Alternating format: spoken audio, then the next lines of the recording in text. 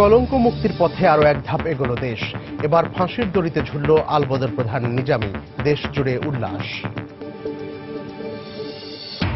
SSC ও সমমানের পরীক্ষার ফল প্রকাশ আজ। অপেক্ষায় 10 শিক্ষা বোর্ডের প্রায় 16.5 লাখ শিক্ষার্থী। রিজার্ভ চুরির ঘটনায় বাংলাদেশ ব্যাংকের এক কর্মকর্তার সম্পৃক্ততার প্রমাণ পেয়েছে এফবিআই। আরো কয়েকজন জড়িত বলে সন্দেহ। আসছে বাজেটেও অগ্রাধিকার পাচ্ছে বিদ্যুৎ ও জ্বালানি খাত। বাড়ানো হবে বিদ্যুৎ সঞ্চালন লাইন।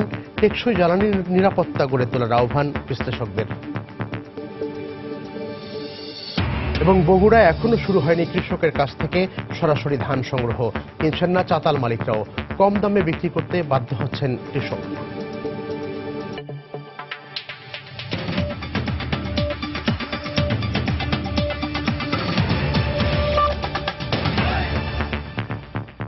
সময় সংবাদের সঙ্গে আছি আমি মিজানুর রহমান কবির। কলঙ্ক আর ইতিহাসের দায় মুক্তির পথে আরো এক ধাপ এগিয়ে গেল বাংলাদেশ। ফাঁসির দড়িতে ঝোলানো হলো যুদ্ধাপরাধী ৭১-এর আলবদর প্রধান মতিউর রহমান নিজামীকে। গত রাত 12:10 কেন্দ্রীয় কারাগারে তার ফাঁসি কার্যকর হয়। পরে তার লাশ গ্রামের বাড়ি পাবনার সাঁথিয়ায় দাফন করা হয়। ওমর ফারুক ও খান মোহাম্মদ রুমেলকে সঙ্গে নিয়ে কামরুজ্জামান মামুনের রিপোর্ট। ঘড়ির কাঁটায় রাত 12:10 কার্যকর হলো স্বাধীনতা যুদ্ধের সময় সাধারণ মানুষ আর বুদ্ধিজীবীদের হত্যার নীল নকশাকারী আলবদর প্রধান মতিউর রহমান নিজামীর ফাঁসি। অবসান হলো বিচারের আকাঙ্ক্ষায় উন্মুখ বাঙালির ৪৫ বছরের অপেক্ষার। ফাঁসির কাজটি সম্পন্ন করেন জল্লাদ রাজু, ভারপ্রাপ্ত আইজি প্রিজন, ঢাকার জেলা প্রশাসক, সিভিল সার্জন, নির্বাহী ম্যাজিস্ট্রেট, ডিএমপি কমিশনারের প্রতিনিধি সহ অন্যান্য কর্মকর্তারা এ সময় উপস্থিত ছিলেন। আমাদের এখানে সব মিলিয়ে এই কেন্দ্রীয় কারাগার সহ সারা ঢাকা শহরে আমাদের নিরাপত্তা ব্যবস্থা ছিল এবং এই নিরাপত্তা ব্যবস্থা এখনো জোরদার রয়েছে। যুদ্ধাপরাধের দায়ে মৃত্যুদণ্ডাদেশ প্রাপ্ত বন্দী মতিউর রহমান নিজামীর মৃত্যুদণ্ডাদেশ রাত 12:10 কার্যকর করা হয়েছে। মঙ্গলবার সন্ধ্যায় নিজামীর সঙ্গে দেখা করতে কারাগারে আসেন পরিবারের 26 সদস্য। তারা প্রায় 1.5 ঘন্টা সেখানে অবস্থান করেন। সন্ধ্যা থেকেই কেন্দ্রীয় কারাগারের সামনে ভিড় করতে থাকেন মুক্তিযোদ্ধা সহ স্বাধীনতার সপক্ষের অনেকে। ফাঁসি কার্যকরের পর জয় বাংলা স্লোগান আর মিষ্টি বিতরণের মধ্য দিয়ে উল্লাস প্রকাশ করেন তারা। 2,70,000 মা বোনের আত্মা শান্তি পেয়েছে, গোটা বাঙালি জাতি শান্তি পেয়েছে। আজকে যদি আমরা মুক্তিযুদ্ধ হেরে গেতাম তাহলে আমাদেরকে হয়তো ফাঁসি দিত এইভাবেই। 30 লক্ষ বাঙালির কিছুটা হইলো আমরা কিছুটা হইলো তাদের ঋণ শোধ করতে পেরেছি। দাফনের জন্য রাত 1:30টার দিকে পাবনার সাঁথিয়ার উদ্দেশ্যে রওনা হয় নিজামীর লাশবাহী গাড়ি। বাংলাদেশকে মেধাশূন্য করতে ৭১-এ বুদ্ধিজীবী হত্যার পরিকল্পনাকারী নিজামীর বিরুদ্ধে মোট 8টি অপরাধ প্রমাণিত হয়। এর মধ্যে হত্যা, গণহত্যা ও বুদ্ধিজীবী হত্যা সহ 4টি মামলায় এই আলবদর কমান্ডারকে 2014 সালের 29 অক্টোবর মৃত্যুদণ্ডের রায় দেন আন্তর্জাতিক অপরাধ ট্রাইব্যুনাল। পরে আপিল বিভাগ 3টি মামলায় মৃত্যুদণ্ডের রায় বহাল রাখেন। কামরুজ্জামান মামুন, সময় সংবাদ, ঢাকা। মানবতা বিরোধী অপরাধী মতিউর রহমান নিজামীর ফাঁসি কার্যকর হওয়ায় উল্লাস প্রকাশ করেছে গণজাগরণ মঞ্চ। ফাঁসি কার্যকরের খবর পৌঁছালে জয় বাংলা স্লোগানে মুখরিত হয়ে ওঠে শাহবাগের প্রজন্ম চত্বর। আনন্দ মিছিল বের করেন মঞ্চের নেতাকর্মীরা। মানচিত্র আঁকা লাল সবুজ পতাকা নিয়ে ঢাকা বিশ্ববিদ্যালয় ও আশপাশের এলাকার বিভিন্ন সড়ক প্রদক্ষিণ করেন তারা। উচ্ছ্বসিত নেতাকর্মীরা একে অপরকে মিষ্টি মুখ করান। মঞ্চের মুখপাত্র ইমরান সরকার তাৎক্ষণিক প্রতিক্রিয়ায় জানান, এ রায় কার্যকরের মধ্য দিয়ে ন্যায়ের শাসন প্রতিষ্ঠার পথ সুগম হল। গণজাগরণ মঞ্চের পাশাপাশি উচ্ছ্বাস প্রকাশ করেছেন সাধারণ মানুষজনও।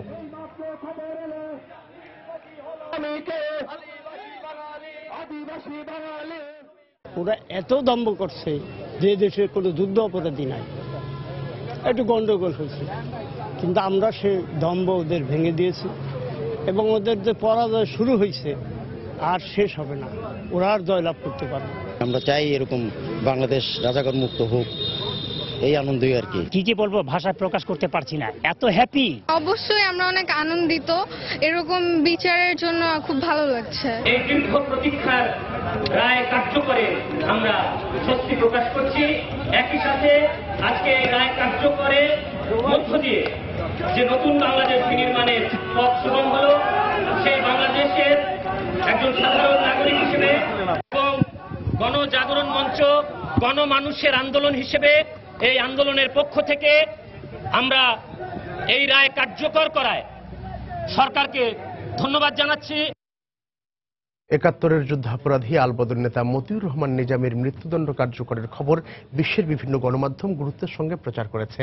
গতরাত 12:10 নিজামীর ফাঁসি কার্যকরের পর বিবিসি তাদের মূল শিরোনাম করে খবরটি। প্রতিবেদনে তাকে বাংলাদেশের একজন ইসলামী নেতা বলে উল্লেখ করা হয়। কাতার ভিত্তিক গণমাধ্যম আল জাজিরার মূল শিরোনামও ছিল নিজামীর ফাঁসির খবর। সেখানে বলা হয় যুদ্ধাপরাধের দায়ে তার মৃত্যুদণ্ড কার্যকর করা হয়েছে। পাকিস্তানের গণমাধ্যম ডনের অনলাইন সংস্করণের মূল শিরোনামে উঠে আসে নিজামীর ফাঁসির খবর। ডনের প্রতিবেদনে জানানো হয় বাংলাদেশের সবচেয়ে বড় ইসলামী দল জামায়াতের শীর্ষ নেতাকে ফাঁসিতে ঝুলিয়ে মৃত্যুদণ্ড কার্যকর করা হয়েছে। যদিও যুদ্ধাপরাধীদের বিচার নিয়ে সারা বিশ্বে সমালোচনার ঝড় উঠেছে বলেও প্রতিবেদনে মন্তব্য করা হয়। এছাড়া ভারতীয় গণমাধ্যম দ্য হিন্দু সহ বেশ কয়েকটি গণমাধ্যমেও খবরটি ফলাও করে প্রচার করা হয়। মানবতা বিরোধী অপরাধী জামায়াত নেতা মতিউর রহমান নিজামীর ফাঁসির রায় কার্যকরের পর তার গ্রামের বাড়ি পাবনার সাঁথিয়ায় তাকে দাফন করা হয়েছে। সকালে নিজামীর লাশবাহী অ্যাম্বুলেন্স তার গ্রামের বাড়ি সাঁথিয়ার মনমতপুরে পৌঁছে। পরে জানাজা শেষে দাফন করা হয় পারিবারিক কবরস্থানে। গতরাত 12:10 ঢাকা কেন্দ্রীয় কারাগারে মানবতা বিরোধী অপরাধী নিজামীর ফাঁসির রায় কার্যকর করা হয়। দণ্ড কার্যকরের আনুষ্ঠানিকতা শেষে রাত 12:35 দুটি অ্যাম্বুলেন্স প্রবেশ করে কারাগারে। পরে রাত 1:30টায় পুলিশ ও র্যাবের পাহারায় নিজামীর লাশ পাঠানো হয় তার গ্রামের বাড়ি পাবনায়।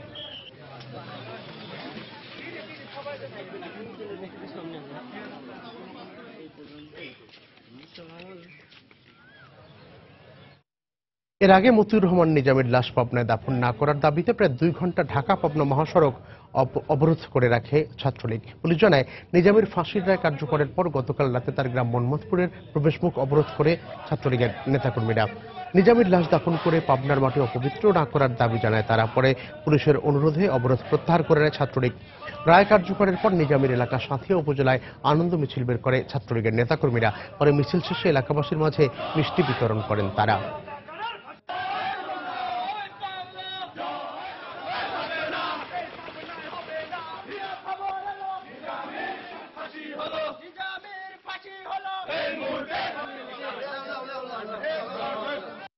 দেশ স্বাধীনতার 46 বছর পর, আমার জন্ম যন্ত্রণার 46 বছর পর জননেত্রী শেখ হাসিনা দেশরত্ন উনি বিচার করছেন।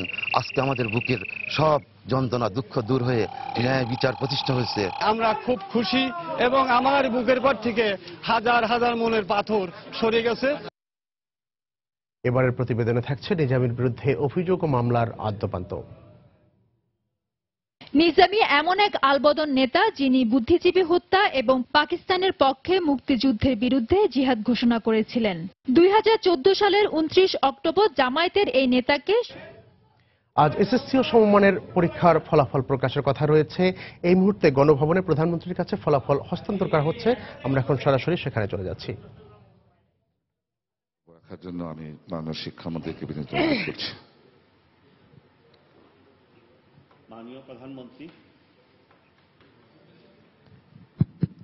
মাননীয় প্রধানমন্ত্রী, বঙ্গবন্ধু কন্যা, বাংলার জনগণের আশা আকাঙ্ক্ষার প্রতীক জননেত্রী শেখ হাসিনা, উপস্থিত সহকর্মীবৃন্দ, সাংবাদিক বন্ধুগণ, আসসালামু আলাইকুম।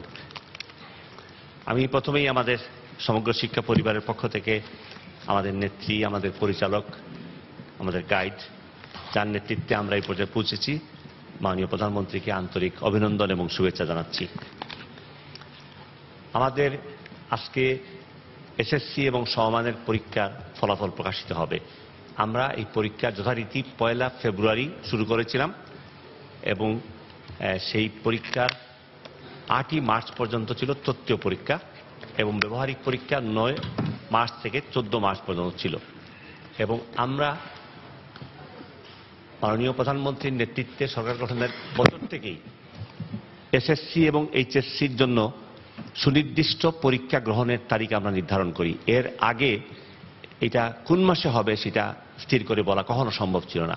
মার্চ, এপ্রিল, মে, ফলাফল 2 মাস, 2.5 মাস, 3 মাস এর কম বা 4 মাসও গেছে অনেক সময়। কিন্তু মাননীয় প্রধানমন্ত্রীর নির্দেশনা অনুসারে আমরা সুনির্দিষ্ট প্রতি বছরের তারিখ নির্ধারণ করি। এসএসসি পরীক্ষা 1 ফেব্রুয়ারি এবং পরীক্ষা শেষে 60 দিনের মধ্যে ফলাফল। এইচএসসি পরীক্ষা 1 এপ্রিল, পরীক্ষা শেষে 60 দিনের মধ্যে ফলাফল। এইটা একবারের জন্য ব্যত্যয় ঘটে নাই এবং প্রতিবারই মাননীয় প্রধানমন্ত্রীর নেতৃত্বে আমরা কাজগুলো সফলভাবে করতে পেরেছি। এই বছরও আমরা 1 ফেব্রুয়ারি যে পরীক্ষা শুরু করেছিলাম তারপরে পরীক্ষা শেষ হওয়ার পরে 60 দিনের মধ্যে ফলাফল দিতে আমরা প্রতিবারের মধ্যেই আমরা প্রস্তুতি নিয়েছি। এবার আমরা 57 দিনের মধ্যেই আজকে ফলাফল দিলাম, সেই অর্থে 3 দিন আমরা আগেই ফলাফল দিয়ে দিচ্ছি, যেটা আগে অকল্পনীয় ব্যাপার ছিল। এতে আমাদের শিক্ষার্থীদের কোনো সময় নষ্ট হয় না কলেজে ভর্তির ক্ষেত্রে, এবং 1 জানুয়ারি যেহেতু বই দেওয়া হয় নিজের হাতে পেয়ে যায় বই, যার জন্য 1 জানুয়ারি স্কুলের ক্লাস, 1 জুলাই কলেজের ক্লাস। এই বছরও আমরা এই যারা এবার পাশ করবে, আজকে মাননীয় প্রধানমন্ত্রী ঘোষণা দিবেন, তারাও 1 জুলাই থেকে ক্লাস শুরু করতে পারবে, যদিও হয়তো ঈদের বন্ধ থাকবে, কিন্তু তার আগে ভর্তির আয়োজন আমরা সব স্থির করে ফেলছি। সবাই অনলাইনে ভর্তি হবে এবং সব ব্যবস্থা আমরা ইতিমধ্যে জানিয়ে দিয়েছি। তো এই বছরের পরীক্ষার বিষয়ে শুধু এইটুকু বলবো যে আমরা গত বছরই আমাদের 23টি বিষয়ে সৃজনশীল পদ্ধতিতে আমরা পরীক্ষা নিয়েছি, এবং গতবার থেকে আমরা গণিত, উচ্চতর গণিত, শারীরিক শিক্ষা, স্বাস্থ্যবিজ্ঞান ও খেলাধুলা সৃজনশীল প্রশ্ন পদ্ধতির মাধ্যমে আমরা পরীক্ষা নিয়েছি। গত বছরের তুলনায় এবছরে পাশের হার 1.25% বৃদ্ধি পেয়েছে। মোট পরীক্ষার্থীর সংখ্যাও বেড়েছে, অর্থাৎ সংখ্যাও বেড়েছে, শতকরা হারের দিক থেকেও বেড়েছে। বিজ্ঞান শাখায় একটা প্রশ্ন আমরা প্রথমে দায়িত্ব মাননীয় প্রধানমন্ত্রী নেওয়ার পর আমরা সম্মুখীন হই যে বিজ্ঞান পড়ায় ছেলে মেয়েদের আগ্রহ কমে যাচ্ছে, বিজ্ঞানের শিক্ষার্থী কমে যাচ্ছে। এই ক্ষেত্রে আমরা বিশেষ উদ্যোগ নিয়েছি, এবং সেই উদ্যোগগুলোর ফল হিসাবে আমরা লক্ষ্য করছি গত 3-4 বছর থেকেই এটা সংখ্যাটা বৃদ্ধি পাচ্ছে, এবং এই দিক থেকে বিজ্ঞান পড়ায় উন্নতি করছে। তো বিজ্ঞান শাখায় যে অংশগ্রহণকারী পরীক্ষার্থীর সংখ্যা বৃদ্ধি পেয়েছে এবং উত্তীর্ণের সংখ্যাও বৃদ্ধি পেয়েছে, এটা সুনির্দিষ্ট হিসাব, এটার কোনো ব্যত্যয় নেই। সেই হিসাবে এটা একটা আমাদের জন্য খুবই শুভ সংবাদ। আর সাধারণ শিক্ষা বোর্ডে এবছর পরীক্ষায় ছাত্রের তুলনায় ছাত্রীদের অংশগ্রহণ ও উত্তীর্ণের সংখ্যা বৃদ্ধি পেয়েছে। একই সাথে সকল শিক্ষা বোর্ডে ছাত্রের তুলনায় ছাত্রী 0.19% বেশি পাশ করেছে।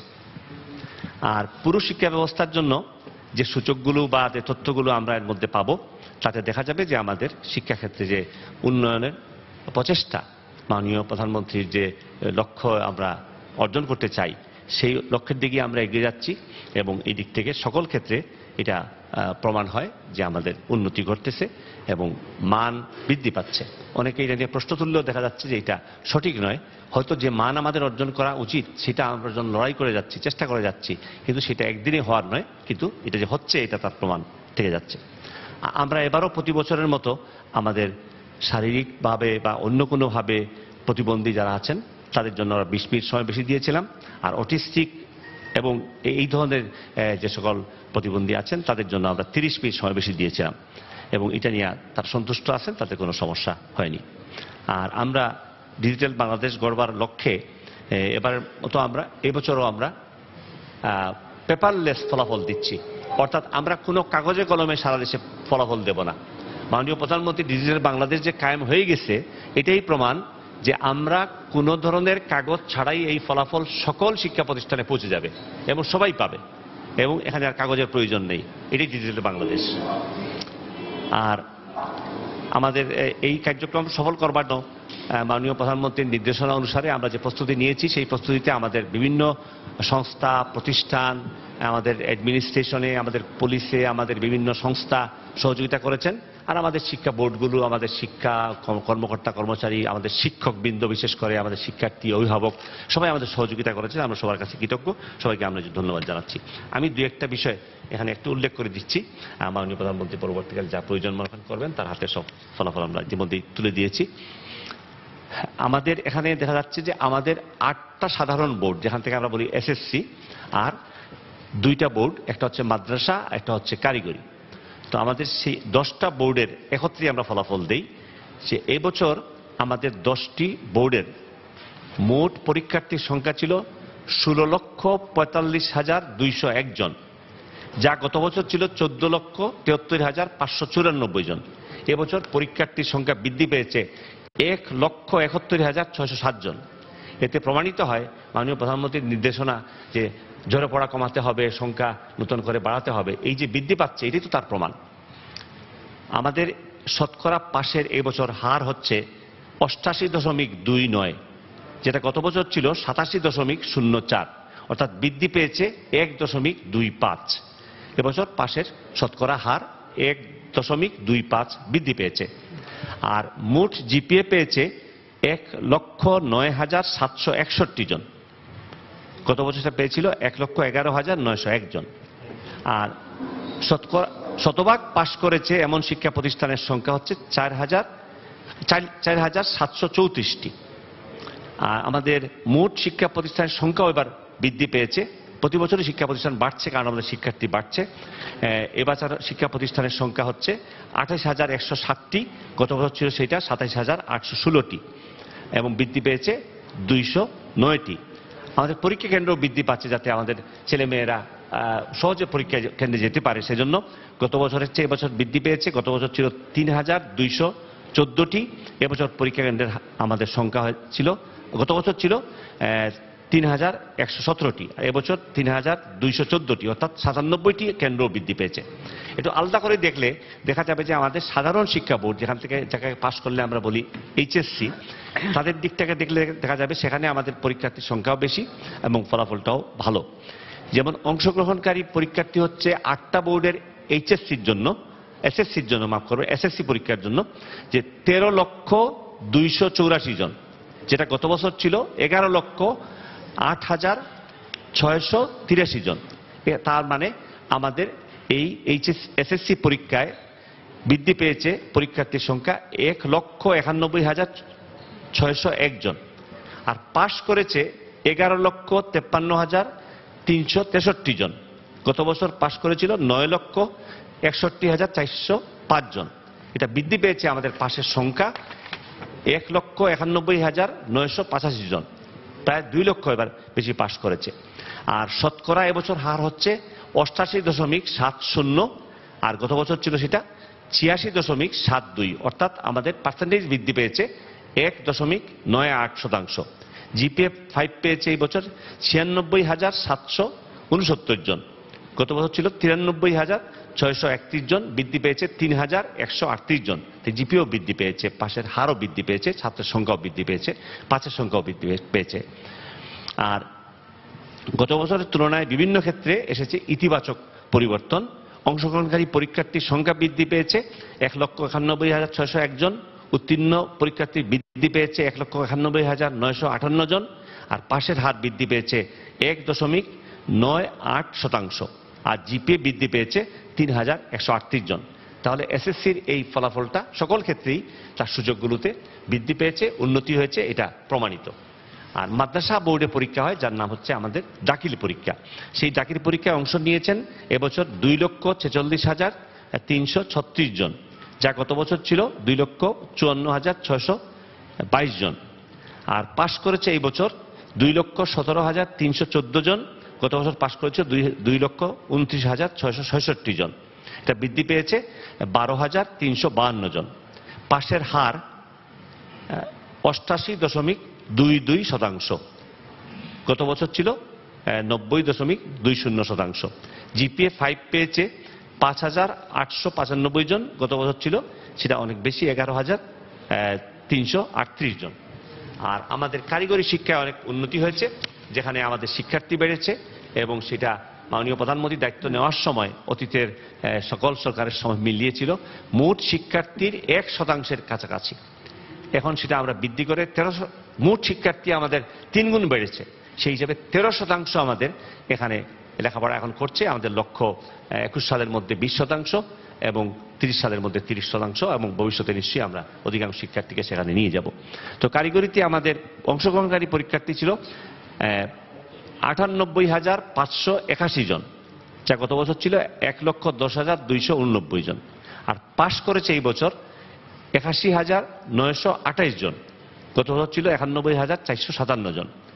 আর পাশের হার হচ্ছে কারিগরিতে 83.11%, গত বছর ছিল 83.01%, যা বৃদ্ধি পেয়েছে 0.10%। আর জিপিএ 5 পেয়েছে 7,097 জন, গত বছর পেয়েছিল 6,932 জন। জিপিএর সংখ্যা, জিপিএ 5 পাওয়ার সংখ্যা 165 জন বৃদ্ধি পেয়েছে। আর ছাত্রীদের সাথে একটু তুলনা করলে আমরা দেখতে পারি যে সকল শিক্ষা বোর্ডের ভিত্তিতে সেটা হচ্ছে যে আমাদের ছাত্র ছাত্রীদের সংখ্যা প্রায় সমান, কিন্তু এখানে দেখা যাচ্ছে যে আমাদের যে পাশ করে যে উত্তীর্ণ হয়েছে, ছাত্রদের উত্তীর্ণ হয়েছে সে সংখ্যাটা হচ্ছে 88.20, আর ছাত্রীদের পাশের হার হচ্ছে 88.39। সেদিক থেকে এবছর পরীক্ষায় ছাত্রদের তুলনায় ছাত্রীরা পাশের হার 0.19 বেশি। আর আমি আর সবটা বাড়াচ্ছি না। আর বিদেশে আমাদের পরীক্ষা কেন্দ্র আছে 8টি, সেইখানে 395 জন পরীক্ষা দিয়েছিল, 357 জন পাশ করেছে, পাশের হার 89.37 জন, জিপিএফ 5 পেয়েছে 112 জন। আমি কিছু সংখ্যা উল্লেখ করলাম, সব ফলাফলই মাননীয় প্রধানমন্ত্রীর হাতে আছেন। সার্বিক বিবেচনায় তিনি এখানে আরো বক্তব্য রাখবেন, এই বিষয়ে আমাদের দিক নির্দেশনা দিবেন বা তার বক্তব্য রাখবেন।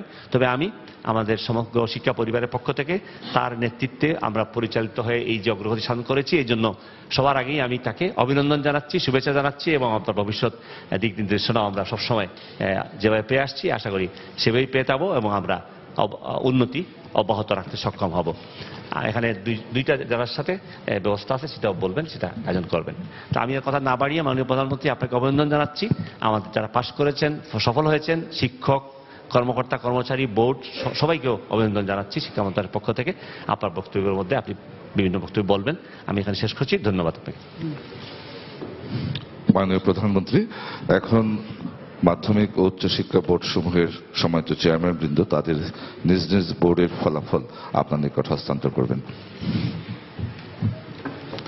প্রথমে আসছেন ঢাকা বোর্ডের প্রফেসর মোহাম্মদ মাহবুবুর রহমান, ঢাকা বোর্ডের চেয়ারম্যান।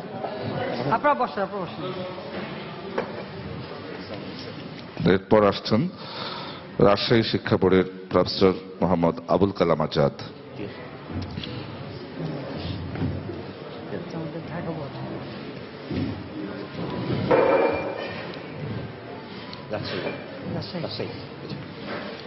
এরপর আসছেন দিনাজপুর শিক্ষা বোর্ডের চেয়ারম্যান প্রফেসর আহমেদ হোসেন।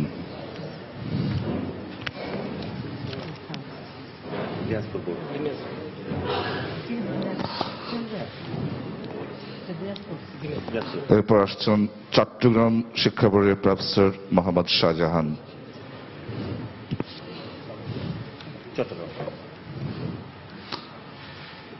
এবার কুমিল্লা শিক্ষা বোর্ডের প্রফেসর মোহাম্মদ আব্দুল খালেক।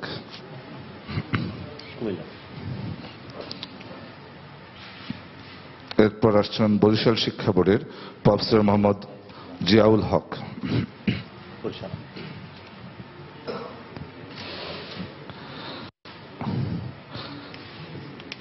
এরপর আসছেন সিলেটের ভারপ্রাপ্ত চেয়ারম্যান জনাব A.K.M. গোলাম কিবরিয়া।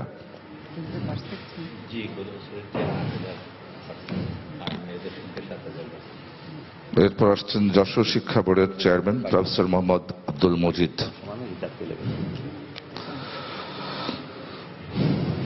এরপর আসছেন মাদ্রাসা শিক্ষা বোর্ডের ভারপ্রাপ্ত চেয়ারম্যান প্রফেসর A.K.M. সাইফুল্লাহ।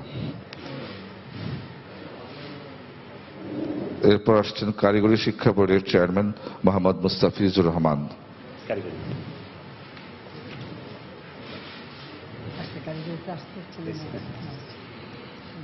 ধন্যবাদ স্যার।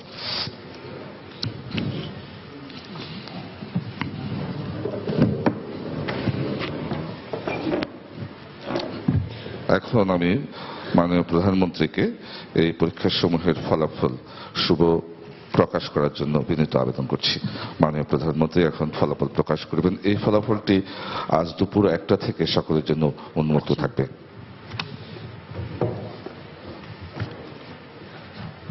বিসমিল্লাহির রহমানির রহিম। আমি প্রথমেই আগে প্রথমে একটু ডিজিটাল পদ্ধতিতে ফলাফলটা উদ্বোধন করে দিচ্ছি।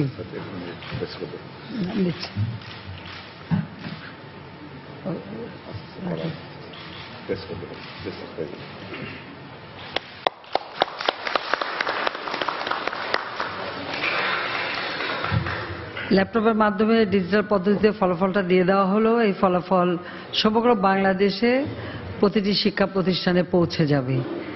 কাজের এবং সেই সাথে সাথে এই ফলাফল অনলাইনে SMS এর মাধ্যমে বা যত রকমের প্রযুক্তি আছে তার মাধ্যমেই ফলাফলটা সকলের কাছে পৌঁছাবে। ফলাফলের জন্য আর কাউকে ছুটাছুটি করতে হবে না বা শিক্ষা প্রতিষ্ঠানে যে ভিড় বাড়াতে হবে না, পয়সা খরচ করে যেতেও হবে না, ঘরে বসে বসে বা যেখানে থাকবেন সেখানে বসেই এই ফলাফলটা পেয়ে যাবেন। এটা আমাদের পরবর্তীতে দুপুরের পরে দুপুর 1টার পরে এটা ব্যাপকভাবে প্রচার করে দেওয়া হবে। যারা বিশেষ করে SSC দাখিল ও SSC ভোকেশনাল অর্থাৎ কারিগরি শিক্ষা যারা পরীক্ষায় যারা উত্তীর্ণ হয়েছেন সবাইকে আমি আন্তরিক অভিনন্দন জানাচ্ছি। সেই সাথে সাথে শিক্ষকবৃন্দ, শিক্ষয়িত্রীবৃন্দ সহ সকলকে আমি অভিনন্দন জানাই, অভিভাবকদেরকেও আমি অভিনন্দন জানাই। কারণ আমাদের ছেলে মেয়েরা ভালোভাবে পড়াশোনা করুক সেটাই আমি চাই এবং তারা পাশ করবে। আমার একটাই কথা যে আমাদের ছেলে মেয়েরা অনেক মেধাবী, তাদের ফেল করার কোনো সুযোগ নেই, একটু ভালোভাবে সুযোগ দিলে তারা পাশ করতে পারবে। তবে এবারের ফলাফল অনেক ভালো, কারণ উত্তীর্ণের হার সবকিছু মিলিয়ে 88.29 ভাগ, অর্থাৎ তবে পাশের হার বৃদ্ধি পেয়েছে, কিন্তু আমি মনে করি যে ছেলে মেয়েদের ফেল করবে কেন, তাদেরকে আমি বলবো যারা এবার উত্তীর্ণ হতে পারেনি ভবিষ্যতে তারা আরো মনোযোগী হবে। আর ভবিষ্যতে যারা পরীক্ষা দেওয়ার প্রস্তুতি নিচ্ছে তাদেরকে আমি বলবো যে আরো মনোযোগ দিয়ে পড়াশোনা করতে হবে, যেন কেউ ফেল না করে। কারণ এখানে ফেল করার তো কোনো অর্থ হয় না। এত সুযোগ সুবিধা আমরা দিচ্ছি, বিশেষ করে আমরা সরকার গঠন করার পর আমাদের ছেলেমেয়েদের পড়ার পরিবেশ তৈরি করা, সমস্ত শিক্ষা প্রতিষ্ঠানগুলির উন্নত করা, সেগুলি যেমন ব্যবস্থা নিচ্ছি, সেই সাথে সাথে পিতামাতার বোঝাও আমরা কমিয়ে দিচ্ছি। কারণ আমাদের সরকারি বিনা পয়সায় বই দিচ্ছে, আর এখন তো আমরা সেই প্রাইমারি থেকে নিয়ে মাধ্যমিক পর্যন্ত বিনামূল্যে বই দিচ্ছি। আমি সরকার গঠন করার পর, অর্থাৎ 2009 আমরা সরকার গঠন করেছি, এই সরকার গঠন করার পর থেকে এই পর্যন্ত প্রায় আমরা তো একেবারে বিনামূল্যে বই দিচ্ছি। এই 2016 সালের জানুয়ারিতে আমরা 33,37,62,722 বই বিনামূল্যে বিতরণ করেছি। সেই সাথে মেধাবৃত্তি এবং উপবৃত্তির হারও বাড়িয়ে দিয়েছে এবং উপবৃত্তির সংখ্যাও আমরা বাড়াচ্ছি। উৎসাহিত করবার জন্য আমরা এই বৃত্তি দিচ্ছি। আর শিক্ষা সহায়তা ট্রাস্ট ফান্ড করেছি, প্রধানমন্ত্রী শিক্ষা সহায়তা ট্রাস্ট ফান্ড, যে ফান্ডের মাধ্যমে আমরা এখন একবার শুধু উচ্চ শিক্ষা কেন, কেউ যদি PhD পর্যন্ত করতে চায় সে পর্যন্ত তাদের সহযোগিতা করা হবে, সেই সিদ্ধান্ত আমরা নিয়েছি। অর্থাৎ আমাদের এটাই লক্ষ্য যে আমাদের দেশের ছেলে মেয়ে দ্বারা এরা তো আমাদের ভবিষ্যৎ কর্ণধার, কাজী তাদের শিক্ষা দীক্ষার মান উন্নত হোক, তারা শিক্ষা দীক্ষা আরো ভালো করুক এবং উন্নত শিক্ষা পাক, সেই দিকে লক্ষ্য রেখে আমরা ব্যবস্থা নিয়েছি। ইতিমধ্যে আমরা প্রায় 1,72,93,118 জন ছাত্রছাত্রী শিক্ষার্থীকে আমরা মেধাবৃত্তি এবং উপবৃত্তি দিয়ে যাচ্ছি। এত বিশাল পরিমাণে মেধাবৃত্তি বা উপবৃত্তি অন্য কোনো দেশ দেয় কিনা আমি জানি না, কিন্তু আমরা দিচ্ছি।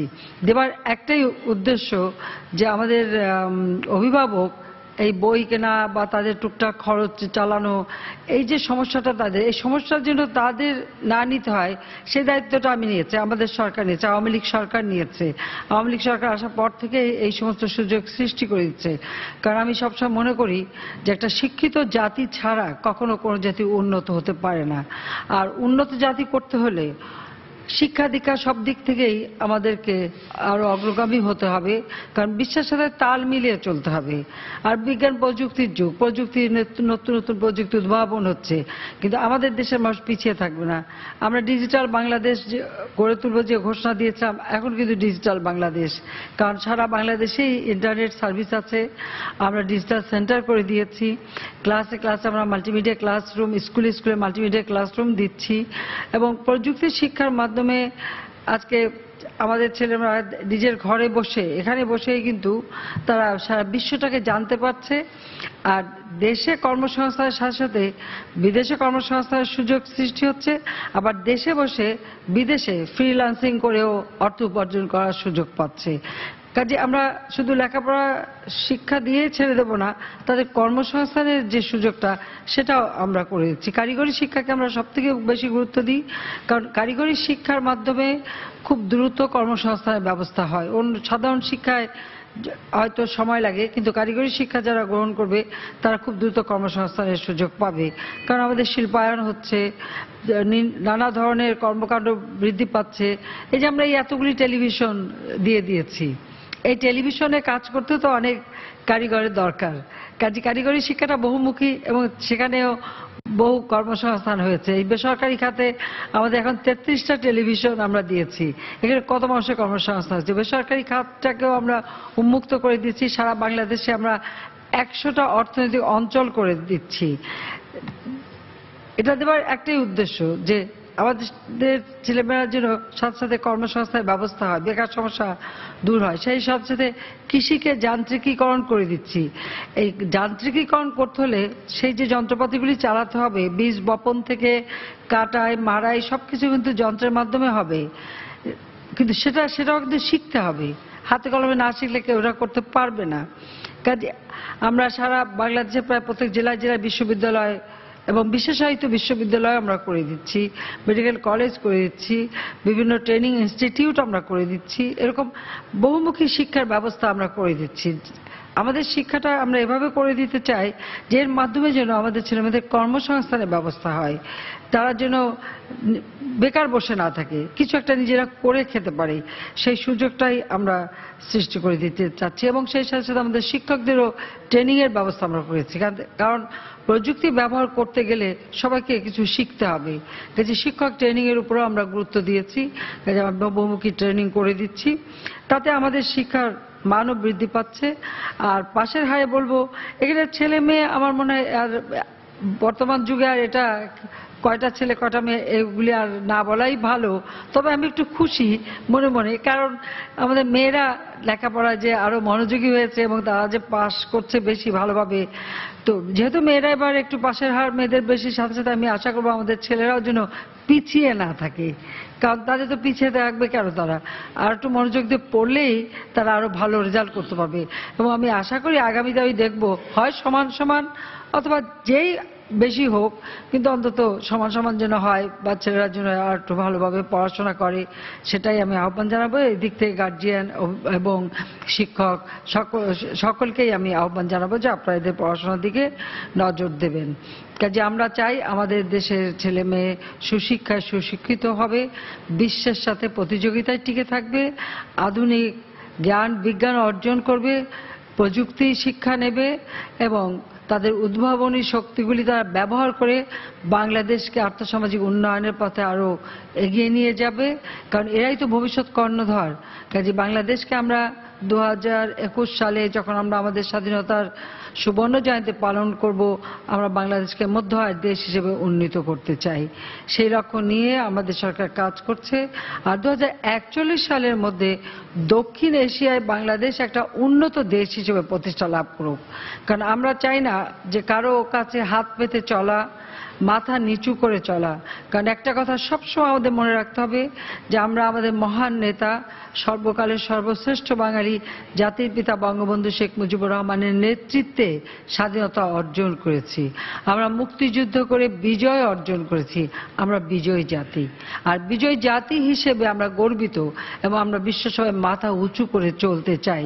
এবং মাথা উঁচু করে চলতে হলে যেটা সব থেকে দরকার, যে শিক্ষায় দীক্ষায় সব দিক থেকে আমাদেরকে উন্নত হতে হবে। কাজে আমি আশা করি যে আমাদের ভবিষ্যৎ ছেলে মেয়ে যারা পড়াশোনা করছে তারা পড়াশোনা আরো মনোযোগী হবে এবং তারা পড়াশোনা করে আমাদের দেশকে উন্নত করবে এবং বিশ্বসভায় যেন আমরা সবসময় মাথা উঁচু করে চলতে পারি, কারো কাছে মাথা নত করে নয়, কারো কাছে হাত পেতে নয়। আমাদের যেটুকু সম্পদ আছে সেটুকু ব্যবহার করেই আমরা দেশকে এগিয়ে নিয়ে যাব এবং আমরা তা পারবো, এটা আমরা বিশ্বাস করি। কারণ আমরা ইতিমধ্যে আমরা যেভাবে আমাদের অর্থনৈতিক উন্নতি করে যাচ্ছি, তাতে এটা কিন্তু এখন বিশ্বে মানে সকলে স্বীকার করছে যে বাংলাদেশ উন্নয়নের রোল মডেল, বাংলাদেশ এগিয়ে যাচ্ছে। কাজে এই ধারাবাহিকতা বজায় রাখতে হবে, আর সেটা রাখতে পারবে আমাদের আজকের প্রজন্ম। কাজে আমি সবাইকে সেটাই বলবো যে সবাই যেন আরো আন্তরিকতার সাথে, এই দেশ আমাদের, দেশকে আমরা ভালোবাসি, দেশের মানুষের কল্যাণের জন্য কাজ করি, ইনশাআল্লাহ দেশকে আমরা উন্নত সমৃদ্ধ দেশ হিসেবে প্রতিষ্ঠা করতে সক্ষম হব। সবাইকে আমি ধন্যবাদ জানাই এবং আবার আমার আন্তরিক অভিনন্দন যে যারা এই পরীক্ষার রেজাল্ট এবং বিশেষ করে আমাদের শিক্ষা মন্ত্রণালয় এবং প্রতিটি বোর্ডের এই রেজাল্ট দেওয়ার সাথে যারা জড়িত বা যারা খাতা দেখেছেন এত অল্প সময়ের মধ্যে, কারণ একটা সুনির্দিষ্ট সময় নির্দিষ্ট করে দিয়েছিলাম যে 60 দিনের মধ্যে রেজাল্ট দিতে হবে, কাজে তার আগেই রেজাল্ট দিয়েছেন, সেজন্য সবাইকে আমি আন্তরিক অভিনন্দন জানাচ্ছি। কিন্তু আপনারা সত্যি খুব কষ্ট করে কাজ করছেন, আমি জানি অনেক সমস্যা থাকে, কিন্তু তারপরেও সেই সবগুলো উত্তীর্ণ করে আপনারা যে সময় মতো পরীক্ষার ফলাফল ঘোষণা করতে পেরেছেন এবং এই যে কষ্ট করে যাচ্ছেন, নিশ্চয়ই এটা আমাদের ভবিষ্যৎ বংশধরদের একটা উন্নত সুন্দর জীবন তারা যাতে পায় সেই লক্ষ্য নিয়েই। তো সেই জন্য সবাইকে আমি আন্তরিক ধন্যবাদ জানাচ্ছি। সবাইকে ধন্যবাদ। খোদা হাফেজ। জয় বাংলা, জয় বঙ্গবন্ধু। বাংলাদেশ চিরজীবী হোক। মাননীয় প্রধানমন্ত্রী, এসএসসি ও সমমানের পরীক্ষার ফল প্রকাশ করা হয়েছে।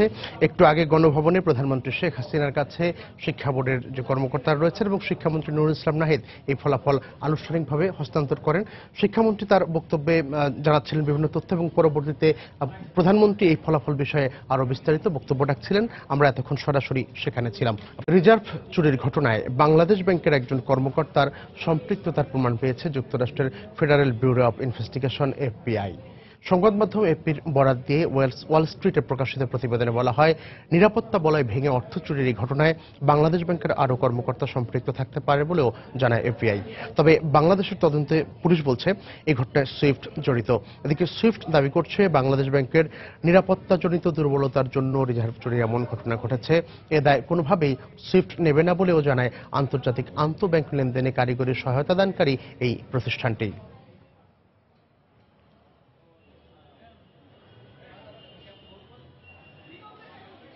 সময় সংবাদে আরো থাকছে, নিষিদ্ধ হলেও মোড়ক পাল্টে ফেনীর বাজারে বিক্রি হচ্ছে গাইড বই।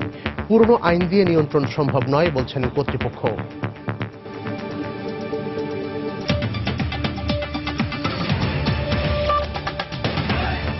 তাই তো সবাই বলে শিল্পাল্লার দিন শেষ, মেগা ডিজিটাল স্কেলে বাংলাদেশ। সমাজ কল্যাণ প্রতিমন্ত্রী অ্যাডভোকেট প্রমোদ মানকিন ভারতে একটি হাসপাতালে চিকিৎসাধীন অবস্থায় মারা গেছেন। তিনি বেশ কিছুদিন ধরে ভারতের মুম্বাইয়ে হলি ফ্যামিলি হাসপাতালে চিকিৎসাধীন ছিলেন। বাংলাদেশ সময় ভোর 4টার দিকে তিনি মারা যান বলে জানিয়েছেন তার পরিবারের সদস্যরা। তিনি ময়মনসিংহের হালুয়াঘাট ধোবাউড়া এলাকার 4 বারের সংসদ সদস্য ছিলেন। এছাড়াও তিনি সমাজ কল্যাণ প্রতিমন্ত্রীর দায়িত্ব পালনের আগে সংস্কৃতি প্রতিমন্ত্রী হিসেবে দায়িত্ব পালন করেন। তিনি ট্রাইবাল ওয়েলফেয়ার অ্যাসোসিয়েশনের সভাপতি ছিলেন। তার মৃত্যুতে শোক জানিয়েছেন প্রধানমন্ত্রী শেখ হাসিনা।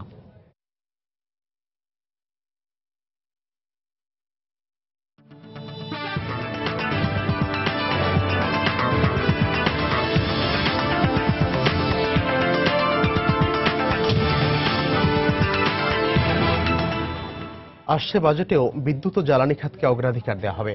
নজর দেওয়া হবে এ খাতের পুরনো প্রকল্প চালু রাখা এবং বিদ্যুতের নতুন সঞ্চালন লাইনের উপরও। তবে বিদ্যুৎ উৎপাদন বাড়ানোর পাশাপাশি টেকসই জ্বালানি নিরাপত্তা গড়ে তোলার উপর গুরুত্ব দেওয়ার পরামর্শ বিশ্লেষকদের। জাতিসংঘের দেয়া টেকসই উন্নয়ন লক্ষ্যমাত্রায় 2030 সালের মধ্যে সবাইকে বিদ্যুৎ সুবিধা পৌঁছে দিতে হবে। সে লক্ষ্যে 7ম পঞ্চবার্ষিক পরিকল্পনায়ও বিদ্যুৎ জ্বালানি খাতকে বিশেষ গুরুত্ব দেওয়া হয়েছে। গত কয়েক বাজেটে বরাদ্দের বেলায়ও তাই দেওয়া হয়েছে অগ্রাধিকার। ভারত থেকে আমদানি তেল ভিত্তিক অস্থায়ী বিদ্যুৎ কেন্দ্র নির্মাণ, নতুন বিদ্যুৎ কেন্দ্র নির্মাণ, পারমাণবিক বিদ্যুৎ কেন্দ্র প্রকল্প কিংবা কয়লা ভিত্তিক কেন্দ্র, এসবই দীর্ঘমেয়াদে চাহিদার ভিত্তিতে পরিকল্পনার অংশ। এর মধ্যে দেশে বিদ্যুৎ উৎপাদন 10,000 মেগাওয়াট ছাড়িয়েছে। 2021 সালে লক্ষ্য 24,000 মেগাওয়াট। তাই আগামী বাজেটেও বরাদ্দে অগ্রাধিকার থাকবে, তা একরকম নিশ্চিত করা হয়েছে পরিকল্পনা কমিশনের পক্ষ থেকে। এবছর জ্বালানি খাতের নিরাপত্তার জন্য ব্যয়গুলো অব্যাহত থাকবে এবং বিশেষ করে ডিস্ট্রিবিউশন লাইন এবং ট্রান্সফরমেশনগুলোকে সময় উপযোগী করা বা যে পাওয়ার জেনারেট করছে সেটা যাতে ডিস্ট্রিবিউট করা যায় সে উপযোগীভাবে বিন্যাস করা হবে। বাজেটে সাধারণভাবে এই প্রাধান্যগুলো থাকবে। গেল কয়েক বছরের বাজেটে বরাদ্দের পরিসংখ্যানে দেখা যায় বাজেটের আকার বাড়ার সঙ্গে বেড়েছে বিদ্যুৎ ও জ্বালানি খাতের বরাদ্দ। তবে বরাদ্দ সুষ্ঠু ব্যবহার এবং চাহিদার কথা মাথায় রেখে স্থায়ী উৎপাদন ক্ষমতা বাড়ানোর পরামর্শ বিশ্লেষকদের। কুইক রেন্টাল দিয়ে যেই সাময়িকভাবে আমরা একটা পরিস্থিতি মোকাবেলার সুযোগ নিয়েছিলাম, সেটা কিন্তু একটা পার্মানেন্ট সলিউশনে পরিণত হয়েছে। ফলে এখন পর্যন্ত আমরা সেই কুইক রেন্টালের যে একটা ব্যয়বহুল পরিস্থিতি, সেটা থেকে বের হতে পারছি না। প্রাথমিক জ্বালানিতেই গুরুত্ব দেওয়াটা এখন সবচেয়ে বড় চ্যালেঞ্জ হবে।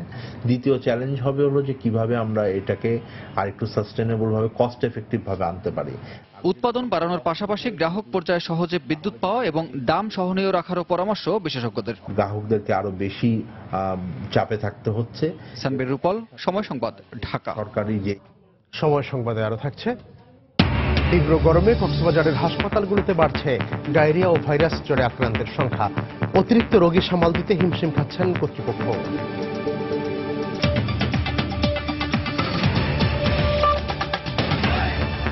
আরএফএল ওয়াটার পাম্প, পানি দেবে, টেনশন নয়। গত 5 মে থেকে কৃষকদের কাছ থেকে সরাসরি ধান সংগ্রহের কথা থাকলেও বগুড়া এখনো শুরু হয়নি এই অভিযান।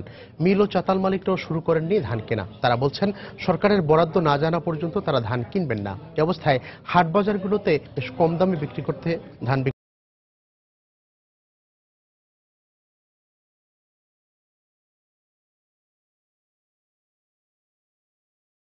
রিপোর্টে ক্যামেরায় ছিলেন রবিউল ইসলাম। বগুড়ার মাঠে মাঠে চলছে ধান কাটামারা উৎসব। তবে এবারে উৎসবে মলিন কৃষকের মুখ। প্রতি বিঘা জমিতে ধান চাষে কৃষকের যখন খরচ হয়েছে 8 থেকে 10 হাজার টাকা, সেখানে মোটা চিকুন প্রকারভেদে 400 থেকে 500 টাকা মন দরে ধান বিক্রি করে উৎপাদন খরচই উঠছে না তাদের। এ অবস্থায় লোকসান দিয়ে বিক্রি করছেন ধান। মোটা ধানের মনে করেন 5 থেকে 600 টাকা খরচ দিয়ে পড়তেছে, কিন্তু বর্তমান বাজার হচ্ছে 400 টাকা। আমাকে প্রতি পার মনে 100 টাকা করে লস যাচ্ছে। খরচ 650 টাকা মন প্রতি করতেছে, কিন্তু মোটা ধান 450 টাকা হওয়ায় আমাদের ব্যাপক ক্ষতিগ্রস্ত হচ্ছে। 920 টাকা মন ধান রেট করে দিয়েছে সরকার, কিন্তু সরকার কখন ধান কিনবে? আমরা তো এখন মাঠে বাজারে ধান লেসে আমরা তো ধান বিক্রি করতে পারতেছি না। মিল চাতাল মালিকরা ধান কিনতে শুরু না করায় ছোট ছোট ব্যবসায়ীরা বাজারে ধান কিনছেন না। আর চাতাল মালিকরা বলছেন জেলায় চাল কেনার বরাদ্দ দেখে তারা ধান কিনবেন। মিল মালিকেরা ধান না কেনায় আমরা ছোট ছোট ব্যবসায়িক ধান কিনতে পারতেছি না। বগুড়া ডিস্ট্রিক্টের এখনো চালের কোনো টার্গেট আমরা পাইনি। মিলাররা চালের টার্গেট না পাওয়া পর্যন্ত আমরা ধান কিনবো না। সরকার যে বরাদ্দ দিছে, কি পরিমাণ চাল লিবি এটা আমাদেরকে জানায়নি, যার কারণে আমরা ধান কিনতে পারতেছি না। এবার 23 টাকা কেজি দরে সরাসরি কৃষকদের নিকট থেকে ধান কিনবে সরকার। জেলায় 7 দিনের মধ্যে এই ক্রয় অভিযান শুরু হবে বলে জানান এ কর্মকর্তা। এই সপ্তাহের মধ্যেই যাতে ধান ক্রয় অভিযানটা শুরু করতে পারে, সেজন্য আমরা নির্দেশনা দিয়েছি আমাদের উপজেলা খাদ্য নিয়ন্ত্রক দলকে। 920 টাকা মন দরে জেলা থেকে এবার সরাসরি কৃষকদের কাছ থেকে 40,614 মেট্রিক টন ধান সংগ্রহ করবে সরকার। এই ক্রয় অভিযান চলবে 5 জুন পর্যন্ত। মাজেদুর রহমান, সময় সংবাদ, বগুড়া। আইপিএল এর খবর, দ্বিতীয়বারের মতো মুখোমুখি হতে যাচ্ছে রয়্যাল চ্যালেঞ্জার্স বেঙ্গালুরু ও মুম্বাই ইন্ডিয়ান্স। 10 ম্যাচে 10 পয়েন্ট নিয়ে বর্তমান চ্যাম্পিয়ন মুম্বাই আছে টেবিলের 5 নম্বরে। এদিকে 1 ম্যাচ কম খেলে 8 পয়েন্ট নিয়ে বেঙ্গালুরু আছে পয়েন্ট টেবিলের 6 নম্বরে। আজ বেঙ্গালুরুতে বাংলাদেশ সময় রাত 8:30টায় শুরু হবে দুদলেরই ম্যাচ। মুম্বাইতে অনুষ্ঠিত দুদলের প্রথম দেখায় বেঙ্গালুরু এবং মুম্বাই দুদলের বোলিং বিভাগে ছিল বেশ নিয়ন্ত্রিত, কিন্তু রয়্যাল চ্যালেঞ্জার্স বেঙ্গালুরুর তুলনায় সে ম্যাচে মুম্বাই ইন্ডিয়ান্সের ব্যাটিং বিভাগের পারফরমেন্স তুলনামূলক ভালো থাকায় 6 উইকেটের জয় তুলে নেয় রোহিত শর্মার মুম্বাই। যদিও গেল ম্যাচে মুস্তাফিজের সানরাইজার্স হায়দ্রাবাদের কাছে হেরেছে বর্তমান চ্যাম্পিয়নরা। সে ম্যাচে ব্যাটসম্যান ও বোলারদের বাজে পারফরমেন্স এই ম্যাচের আগে দুশ্চিন্তার কারণ হতে পারে রোহিত শর্মার দলের জন্য। এদিকে কিংস 11 পাঞ্জাবের বিপক্ষে গেল ম্যাচে রয়্যাল চ্যালেঞ্জার্স বেঙ্গালুরু জিতেছে মাত্র 1 রানে। তাই মুম্বাইয়ের বিপক্ষে ম্যাচের আগে ব্যাটিং ও বোলিং দুই বিভাগ নিয়ে আরো বেশি মনোযোগী বিরাট কোহলির দল।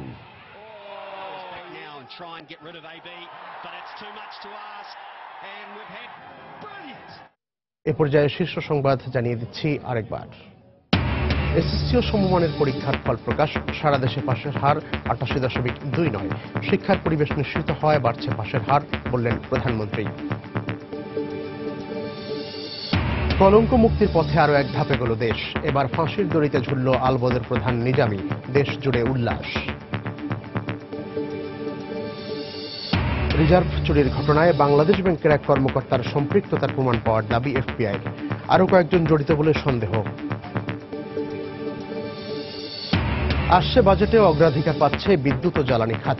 বাড়ানো হবে সঞ্চালন লাইন, টেকসই জ্বালানি নিরাপত্তা গড়ে তোলার আহ্বান বিশ্লেষকদের। এবং বগুড়ায় এখনো শুরু হয়নি কৃষকের কাছ থেকে সরাসরি ধান সংগ্রহ।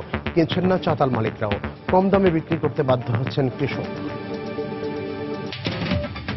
এই ছিল এখনকার মতো। যে কোনো খবর পেতে ভিজিট করুন সময়নিউজ.tv। যে কোনো বাংলা লিংক রবিও সিটিসেল নম্বর থেকে সময় সংবাদের খবর, অনুষ্ঠান সম্পর্কে জানতে এবং যে কোনো তথ্য সময় সংবাদকে জানাতে ডায়াল করুন 1622 নম্বরে। এছাড়া এইমাত্র পাওয়া খবর আপনার মোবাইলে পেতে SMS করুন *SN লিখে পাঠিয়ে দিন 1622 নম্বরে।